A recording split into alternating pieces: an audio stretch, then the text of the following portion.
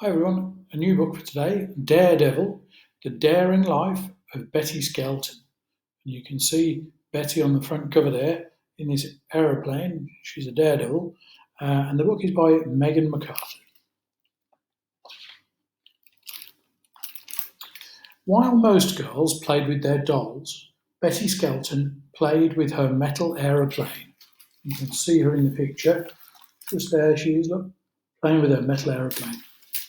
This was back in the 1930s, and airplanes were still very new and exciting. Naval airplanes buzzed over the top of Betty's house, flipping and turning. Betty sat on her back steps and imagined that she was in the pilot's seat. Betty and her family lived in Pensacola, Florida, which was near the sea. Luckily for Betty, it was also near a giant Navy base. On Sundays, Betty's mum and dad drove her to view the Navy airplanes up close. That's when the family met Ensign Kenneth Wright. He introduced them to the joy of flight.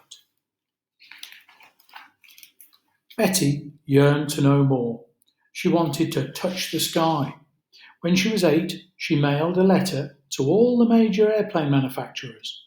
She later said that it read, "My father wants to buy an airplane. Please send me all of the information." The pamphlets poured in. Betty studied them hard. At the age of 12, her father boosted her up, plopped her into a plane and waved goodbye. Betty was flying by herself. Really? At the age of 12? Wow, goodness.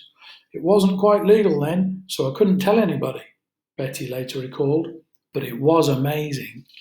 Just goes to show, doesn't it? Wow, what a 12-year-old can do. And there's Betty, look, flying on her own. Wow, at 12 years old. As Betty grew bigger, so did her dreams. When most kids turn 16, they get a license to drive a car. I bet you can guess what Betty got.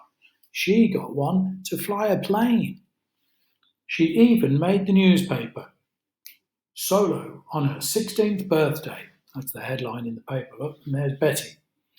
Betty didn't just want to fly for fun, she wanted to make it her career. Although Betty wanted to be a commercial pilot, she couldn't.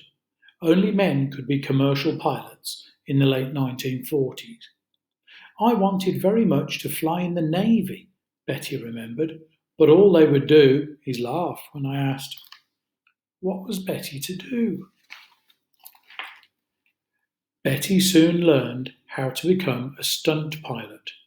She preferred to call what she did aerobatic flying because there was an art to it. She soon became famous for the inverted ribbon cut. Betty would swoop towards the ground while she was upside down and cut a ribbon with her propeller. Amazing. Look, it's very dangerous to fly so close to the ground, but that was Betty's trick. Betty never flew alone.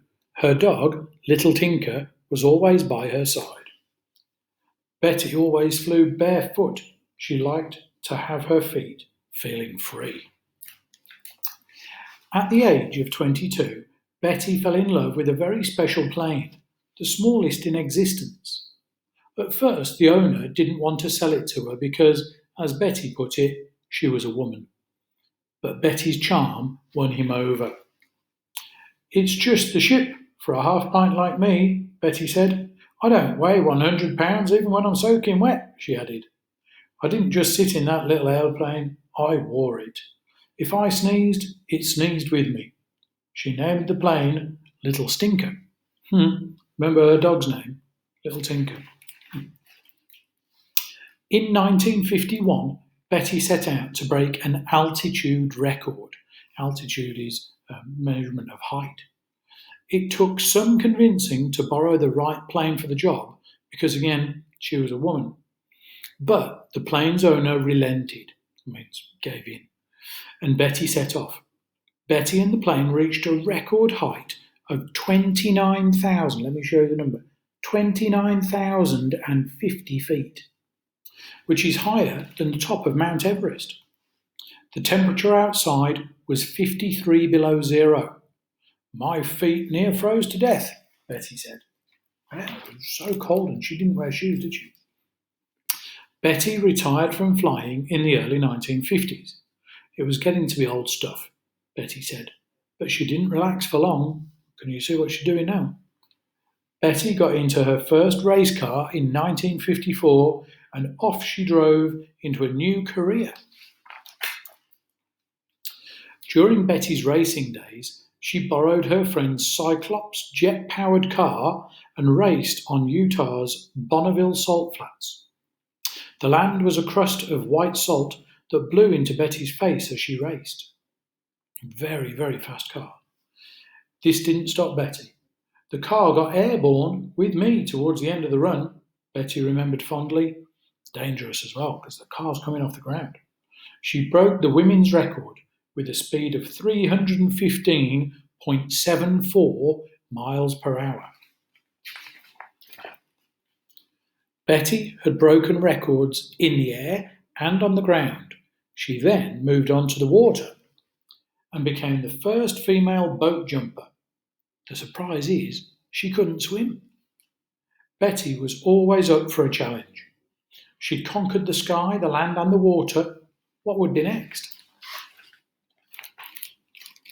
Then she got a call. Because Betty had broken so many records and was good at so many things, she was invited to be the first woman to train with male astronauts, and they were going to space. The group was called Mercury 7. Previously, only animals had gone into space.